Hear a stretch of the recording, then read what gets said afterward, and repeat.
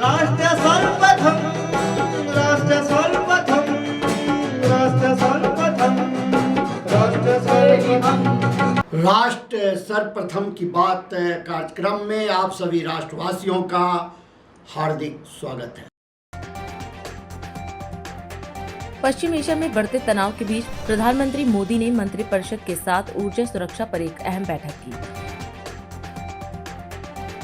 पंजाब के पठानकोट के एक निवासी को पाकिस्तान स्थित जासूसों के लिए जासूसी करने के आरोप में गिरफ्तार किया गया।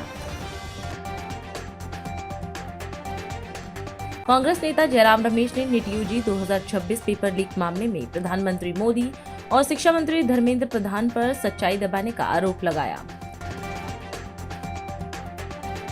हरियाणा सरकार ने सरकारी कर्मचारियों के मूल्यांकन के लिए एक नई डिजिटल प्रदर्शन निगरानी प्रणाली की घोषणा की है।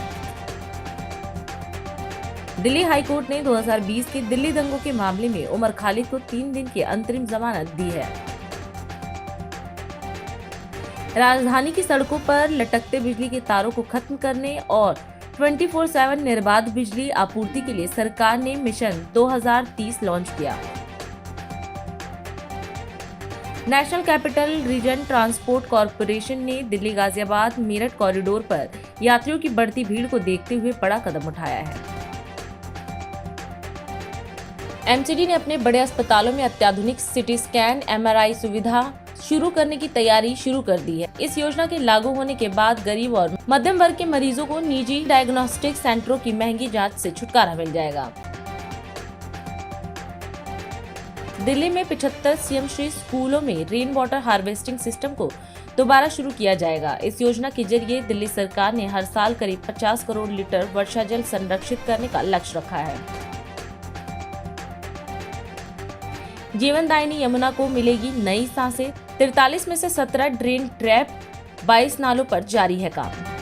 प्रधानमंत्री नरेंद्र मोदी और साइप्रस के राष्ट्रपति निकोस क्रिस्टोडोलाइट्स ने नई दिल्ली में संयुक्त प्रेस वार्ता को संबोधित किया। प्रधानमंत्री ने कहा कि भारत और साइप्रस की दोस्ती मजबूत होने के साथ साथ भविष्य की जरूरत के अनुरूप भी है।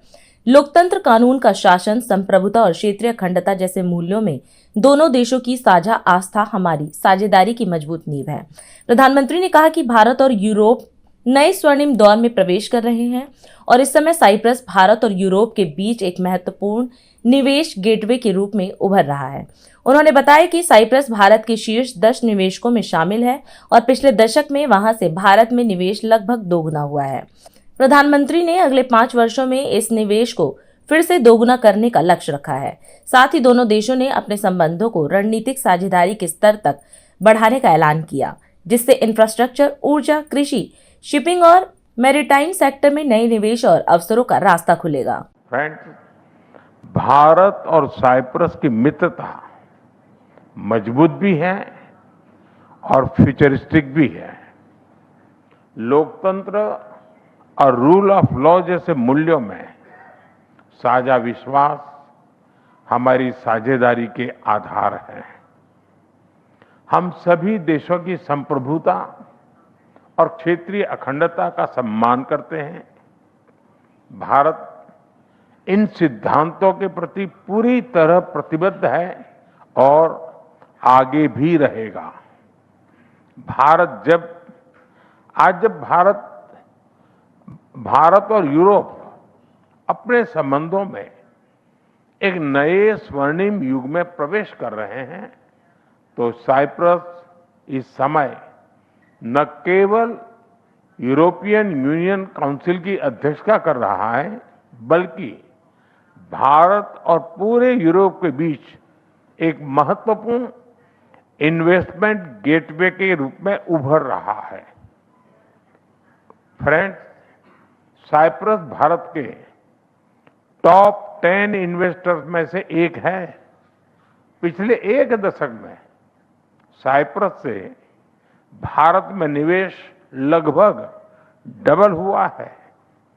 दोनों देशों के बीच ट्रस्ट बढ़ा है। Bharat European union free trade agreement से तमाम नई संभावनाएं बनी हैं। इसका लाभ उठाते हुए हम अगले 5 वर्षों में इस इन्वेस्टमेंट को फिर से डबल करने का लक्ष्य रख रहे हैं और इस संकल्प को साकार करने के लिए आज हम अपने विश्वसनीय संबंधों को एक स्ट्रेटेजिक पार्टनरशिप के रूप में एलिवेट कर रहे हैं। फ्रेंड्स, भारत और साइप्रस के बीच यह स्ट्रेटेजिक पार्टनरशिप दोनों देशों के फाइनेंशियल और सर्विसेज हब को जोड़कर कॉमर्स के लिए कैपिटल अनलॉक करेगी। यह साइप्रस के इंफ्रास्ट्रक्चर, एनर्जी और एग्रीकल्चर सेक्टर में भारतीय कंपनीज के लिए नए अवसर प्रदान करेगी और भारत के तेजी से बढ़ते शिपिंग और मैरीटाइम क्षेत्रों में नया निवेश लेकर आएगी। हम साइप्रस के साथ मिलकर गिफ्ट सिटी को एक ग्लोबल फाइनेंशियल और सर्विसेज हब बनाने के विजन को गति देंगे और दोनों देशों के इनोवेशन और स्टार्टअप इकोसिस्टम के बीच कनेक्ट बढ़ाएंगे। फ्रेंड्स, रक्षा और सुरक्षा सहयोग भी हमारे संबंधों का एक महत्वपूर्ण स्तंभ है। हमें बहुत खुशी है कि पिछले कुछ वर्षों में दोनों देशों के बीच मिलिट्री एक्सचेंज और ट्रेनिंग सहयोग बढ़े हैं। आज हमने साइबर सिक्योरिटी, मैरीटाइम सिक्योरिटी और काउंटर टेररिज्म सहयोग को भी और मजबूत करने का निर्णय लिया है। इतना ही नहीं, हम इंडो पैसिफिक ओशन इनिशिएटिव और India middle east Europe economic corridor जैसे महत्वपूर्ण पहलों से कनेक्टिविटी सुनिश्चित करने के लिए भी साथ मिलकर काम करेंगे। फ्रेंड्स, साइप्रस में रह रहे भारतीय प्रोफेशनल्स और स्टूडेंट्स हमारे लोगों के बीच संबंधों को और सशक्त बना रहे हैं। इन टाइज को और सुदृढ़ करने के लिए हमने जल्द ही एक व्यापक माइग्रेशन एंड मोबिलिटी पार्टनरशिप और साथ-साथ सोशल सिक्योरिटी एग्रीमेंट पर भी सहमति बनाई है। आज हम कल्चर और उच्च शिक्षा पर भी एग्रीमेंट्स कर रहे हैं, जिससे दोनों देशों के बीच कल्चरल एक्सचेंज और रिसर्च सहयोग प्रगाढ़ होंगे। फ्रेंड, आज हमने ग्लोबल इश्यूज पर भी चर्चा की। यूक्रेन हो या वेस्ट एशिया, हम संघर्ष की शीघ्र समाप्ति और शांति के प्रयासों का समर्थन करते रहेंगे। हम इस बात पर भी एकमत है कि बढ़ते हुए ग्लोबल चैलेंजेस के समाधान के लिए ग्लोबल इंस्टीट्यूशन का रिफॉर्म अर्जेंट और इम्पोर्टेंट हो है। योर एक्सेलेंसी, भारत और साइप्रस का नाता समय की कसौटी पर बार बार खरा उतरा है। आज भारत साइप्रस स्ट्रेटेजिक पार्टनरशिप के गठन से हम अपने संबंधों को नया एम्बिशन और नई स्पीड देने जा रहे हैं। आइए हम मिलकर अपने संबंधों को सहयोग से सह निर्माण तक और साझेदारी से साझा समृद्धि तक लेकर जाएं। भारत और साइप्रस साथ मिलकर एक सुरक्षित, समृद्ध और बेहतर भविष्य का निर्माण करेंगे। बहुत बहुत धन्यवाद। दिल्ली की मुख्यमंत्री रेखा गुप्ता ने दिल्ली वासियों को बड़ी राहत देते हुए पानी और सीवर के इंफ्रास्ट्रक्चर शुल्क में भारी कटौती का ऐलान किया है। प्रेस वार्ता को संबोधित करते हुए मुख्यमंत्री रेखा गुप्ता ने कहा कि बीजेपी सरकार बनने के बाद से ही दिल्ली की जनता को बेहतर पानी और सीवर की सुविधाएं देने के लिए लगातार काम किया जा रहा है। उन्होंने बताया कि दिल्ली जल बोर्ड द्वारा लिए जाने वाले इंफ्रास्ट्रक्चर शुल्क को तर्कसंगत बनाने का बड़ा फैसला लिया गया है। आप सबको ध्यान है कि जब से सरकार बनी है, लगातार दिल्ली की जनता को पानी और सीवर कि बेहतर सुविधाएं मिले, इसके लिए हम काम कर रहे हैं। दिल्ली जल बोर्ड द्वारा लिए जा रहे इंफ्रास्ट्रक्चर शुल्क को तर्कसंगत बनाने का बड़ा फैसला किया है। अब पानी और सीवर के इंफ्रास्ट्रक्चर चार्जेस जो हैं केवल जल आवश्यकता के आधार पे लगाए जाएंगे, यानी कि जितना पानी का रिक्वायरमेंट उनका है उसी के ऊपर चार्ज लगेंगे। इससे पहले पूरे प्रीमिसेस के हिसाब से लगाए जाते थे। तो पहली बात कि जहां जितनी आवश्यकता होगी पानी की उसी के हिसाब से चार्जेस होंगे। दूसरी बात कि इंफ्रास्ट्रक्चर चार्जेस केवल नए निर्माण पे या अतिरिक्त निर्माण पे ही लगाए जाएंगे। आप किसी संपत्ति का पुनर्निर्माण अगर कर रहे हैं तो और आपकी जल आवश्यकता नहीं बढ़ी है, आवश्यकता यदि आपकी पुरानी है तो शुल्क बढ़ेगा नहीं और दोबारा नहीं लगाया जाएगा, आपका वही पुराना चलेगा। नॉन एफआर और खुला एरिया जो है, अनकवर्ड जो एरिया है क्षेत्र में, इस क्षेत्र में जितनी जल आवश्यकता और है उसको इंफ्रास्ट्रक्चर चार्जेस में काउंट नहीं किया जाएगा, उसको उसमें शामिल नहीं किया जाएगा। मैं आपको ये बताना चाहूंगी कि दिल्ली में जो ई एंड एफ श्रेणी की कॉलोनियां है उसमें 50% की छूट दिल्ली सरकार दे रही है आईएफसी चार्जेस में, और जी और एच श्रेणी की कॉलोनियों में 70% की छूट आईएनएफसी चार्जेस में देने का निर्णय सरकार ने लिया है। और इंफ्रास्ट्रक्चर चार्जेस जो केवल उन्हीं संपत्तियों पे लागू होगा जो 200 वर्ग मीटर से अधिक भूखंड क्षेत्रफल पे बनी है, 200 वर्ग मीटर से अधिक एरिया में बनी है।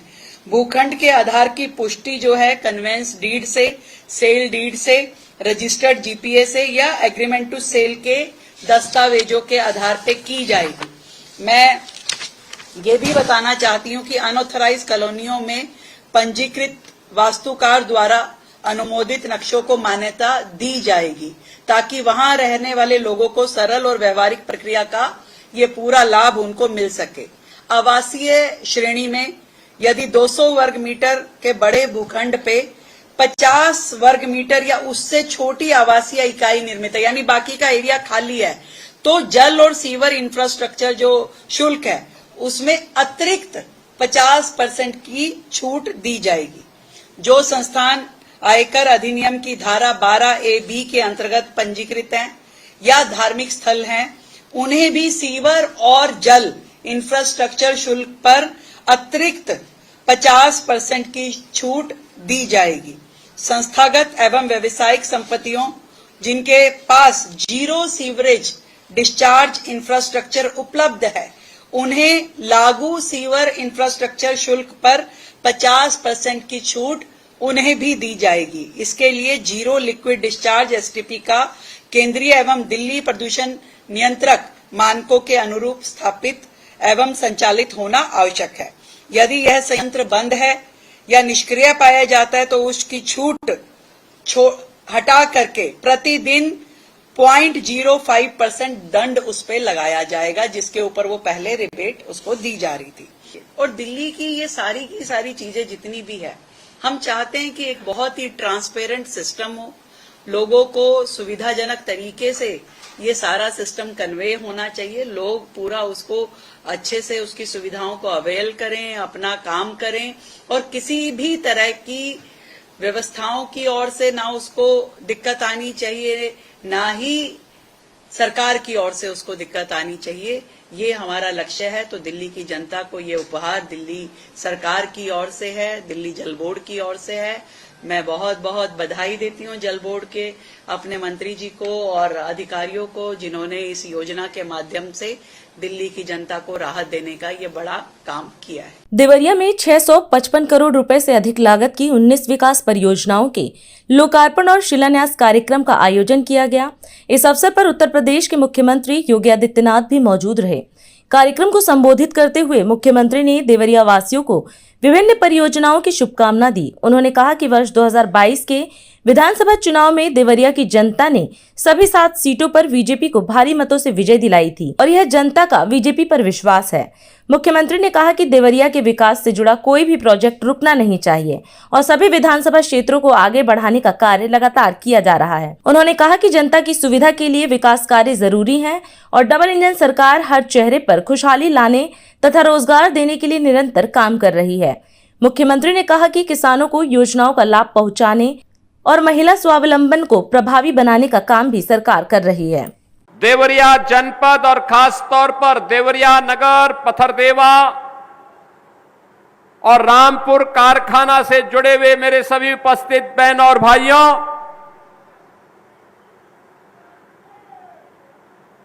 पूज्य महर्षि देवराहा बाबा की तपोभूमि और भारत के स्वाधीनता आंदोलन के प्रखर संत बाबा राघव दास की कर्मभूमि के रूप में विख्यात इस देवरिया की पावन धरा को नमन करते हुए इस भीषण गर्मी में तमाम बंदिशों को पार करते हुए इस प्रातःकालीन सभा में आप सबकी उपस्थिति के लिए मैं आप सभी का हृदय से अभिनंदन करता हूं, आप सभी का स्वागत करता हूं। काफी दिनों के बाद आज मुझे देवरिया आने का अवसर प्राप्त हो रहा है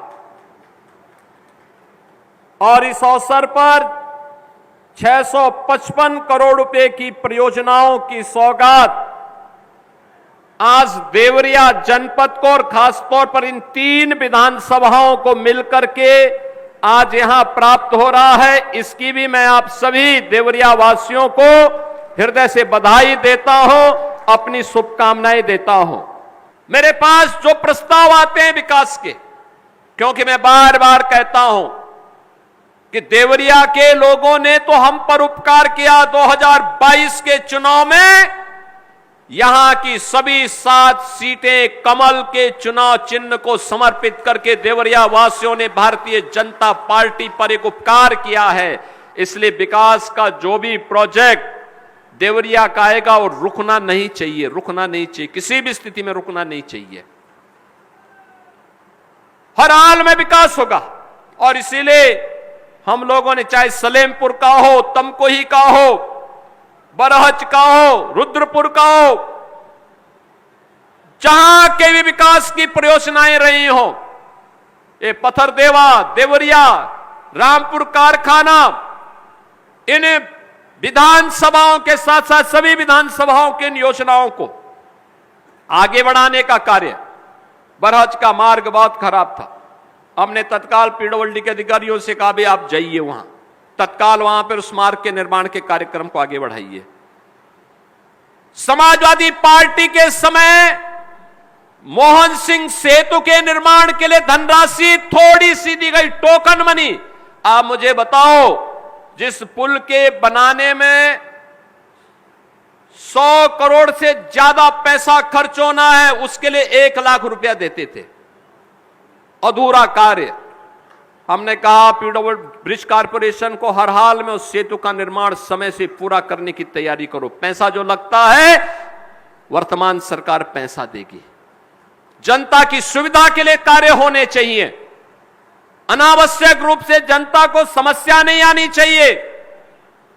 विकास की परियोजनाएं अनवरत रूप से आगे बढ़ेंगी। हर चेहरे पर खुशहाली लाने का काम ये डबल इंजन सरकार कर रही है। नौजवान को रोजगार देने का कार्य डबल इंजन की सरकार कर रही है। अन्नदाता किसानों के लिए योजना का लाभ हो या महिला स्वावलंबन के कार्यक्रम को प्रभावी ढंग से आगे बढ़ाने का कार्य, ये डबल इंजन की सरकार कर रही है। और डबल इंजन सरकार के इन्हीं कार्यक्रमों को प्रभावी ढंग से आगे बढ़ाने के लिए आज एक बार फिर से हम लोग आज देवरिया जनपद में आए हैं और मुझे प्रसन्नता है कि आपकी जो परियोजनाएं थी उन परियोजनाओं को हम लोगों ने पहले भी स्वीकृति दी है। ये 655 करोड़ रुपए की योजनाओं की सौगात आज जो इन 3 विधानसभाओं से जुड़ी हुई थी, इसके लिए मैं देवरिया वासियों को हृदय से बधाई देता हूं। आप सभी के प्रति अपनी मंगल में शुभकामनाएं देता हूं और विश्वास करता हूं कि विकास की और विरासत की एक कड़ी, ये यात्रा अनवरत रूप से आगे बढ़ती रहेगी। इस विश्वास के साथ आप सभी के प्रति मैं अपनी मंगल में शुभकामनाएं देते हुए वाणी को देता हूं विराम। जय जय श्री राम। अभी समय है एक ब्रेक का, हम चलते हैं ब्रेक पर। आप कहीं जाए नहीं, छोटा सा ब्रेक। श्रेया फर्निशिंग लेकर आया है आपके लिए होम कलेक्शन, जिसमें आपको मिलता है up holistic fabric, designer curtains, home and office decoratives, carpets and sofa cover कम से कम दाम में कीर्ति नगर में आपके लिए उपलब्ध है। Kamal Buildtech Private Limited, fulfilling promises. With our professional team and experience of delivering projects, in past we guarantee you peace of mind and top quality work in an affordable price. और अधिक खबरों के लिए आप हमारे YouTube channel दैनिक India दर्पण को अभी सब्सक्राइब करें और नोटिफिकेशन के लिए बेल आइकन को प्रेस करना ना भूलें। राष्ट्र सर्वप्रथम की बात कार्यक्रम में ब्रेक के बाद एक बार फिर आप सभी राष्ट्रवासियों का स्वागत। उत्तराखंड के मुख्यमंत्री पुष्कर सिंह धामी ने मुख्यमंत्री कैंप कार्यालय स्थित मुख्य सेवक सदन में सिंचाई और कृषि विभाग में चयनित कुल 483 अभ्यर्थियों को नियुक्ति पत्र वितरित किए। इनमें सिंचाई विभाग के 473 और कृषि विभाग के 10 पद शामिल हैं। इस दौरान मुख्यमंत्री धामी ने पूर्व मुख्यमंत्री और मेजर जनरल भुवन चंद्र खंडूरी को श्रद्धांजलि अर्पित करते हुए कहा कि खंडूरी जी ने ऐसे उत्तराखंड का सपना देखा था जहां युवाओं की पहचान उनकी मेहनत और प्रतिभा से हो। सिंचाई एवं कृषि विभाग के अंतर्गत आज चयनित होने वाले सभी अभ्यर्थियों के नियुक्ति पत्र वितरण समारोह के अवसर पर आप सबका हृदय से स्वागत करता हूं, आप सबका अभिनंदन करता हूं। साथियों, स्वर्गीय खंडूरी जी ने हमेशा ऐसे उत्तराखंड का सपना देखा था जहां युवाओं की पहचान उनकी मेहनत से हो, उनके परिश्रम से हो, उनकी योग्यता, क्षमता, प्रतिभा से हो, न कि सिफारिश से, भ्रष्टाचार और पेपर लीक से हो। आज आप सभी मेरे युवा नौजवान साथियों को मिलने जा रहे नियुक्ति पत्र, ये पूरी तरह से साफ हो जाती है ये बात कि हमने जनरल खंडूरी जी के जो उनकी सोच थी, उनके सपने थे, उसको पूरा करने में कोई कोर कसर कहीं नहीं छोड़ी है। इसीलिए आज हमारे सभी युवाओं को पारदर्शी तरीके से चयन की प्रक्रिया में चयन होने का अवसर मिल रहा है। साथियों, आज का यह अवसर केवल नियुक्ति पत्र वितरण का कार्यक्रम ही नहीं, बल्कि सभी युवाओं के सपनों को साकार करने के मार्ग का ये सबसे पहली सशक्त सीढ़ी है। और ये सभी प्रतिभाशाली युवाओं की मेहनत, उनकी लगन, उनका संकल्प, उसका सम्मान है, क्योंकि आप लोगों ने अपने परिश्रम से अपने लक्ष्य को प्राप्त किया है। और मुझे पूरा विश्वास है अब आने वाले समय में जो सेवा का कालखंड आप सबको मिलने वाला है, आप अपनी पूरी निष्ठा से, अपनी योग्यता से, क्षमता से, ईमानदारी से, सेवा भाव के साथ अपने कर्तव्यों का निर्वहन करते हुए राष्ट्र एवं राज्य के विकास में महत्वपूर्ण भूमिका निभाएंगे। यहाँ उपस्थित प्रत्येक युवा की आंखों में भविष्य के सपने हैं। मैं आपसे बहुत जिम्मेदारी से कहना चाहता हूँ कि अब तक आपने परिश्रम किया है, मेहनत की है, आपके माता पिता ने, गुरुजनों ने, समाज के लोगों ने आपके लिए बहुत बड़ी प्रार्थना की है, बहुत बड़े सपने देखे हैं। आपने तो देखे ही अपने लिए सपने, आपके साथ साथ आपके परिवार ने सपने देखे हैं, समाज ने सपने देखे हैं। तो इसलिए अब आपका काम यहां पर समाप्त नहीं होता है, एक अध्याय समाप्त होता है, लेकिन नए अध्याय के साथ आपका काम अब प्रारंभ होता है। याद रखिएगा, सरकारी नौकरी केवल रोजगार नहीं होती है, ये जनता के विश्वास और उत्तरदायित्व का भी दायित्व होती है। आज यहाँ उपस्थित प्रत्येक युवा इस बात का प्रमाण है कि यदि व्यवस्था पारदर्शी हो तो देवभूमि का प्रगतिशील युवा अपनी मेहनत और योग्यता के बल पर किसी भी मुकाम को पा सकता है, कोई भी लक्ष्य भेज सकता है। और जब भी आप किसी फाइल पर हस्ताक्षर करें तब ये भाव आपके मन में होना चाहिए कि अब आप केवल एक कर्मचारी नहीं है, बल्कि देवभूमि की जनता के सेवा का दायित्व निभा रहे हैं। मैं सिंचाई एवं कृषि विभाग के सभी वरिष्ठ अधिकारियों से भी आग्रह करूंगा कि हमारे इन युवा साथियों का मार्गदर्शन एक अभिभावक की तरह करें, एक संरक्षक की तरह करें। जो आपका अनुभव है उनको उन सब में सीखने के बजाय, वो सीखेंगे तो है ही, प्रक्रिया का हिस्सा है। कुछ चीजें तो अनुभव वो समय के साथ ही आएगा, लेकिन जो आपका अनुभव है वो अनुभव इनको प्राप्त हो। आप लोग एक संरक्षक की तरह जो है इनका मार्गदर्शन करें। नई ऊर्जा और नई सोच का लाभ हमारे राज्य के इन दोनों विभागों के इन नव चयनित जो चयनित लोग हैं उन सभी को मिले। और इसके साथ साथ मैं हमारे युवा साथियों से ये भी कहना चाहता हूँ कि जब आप अपना नियुक्ति पत्र आज यहाँ से लेकर जाएं तो अपने माता पिता के चरण स्पर्श करें और इस संकल्प अवश्य लें कि जिस ईमानदारी और परिश्रम से आपने सफलता प्राप्त की है उसी निष्ठा और समर्पण के साथ देवभूमि उत्तराखंड की सेवा करेंगे।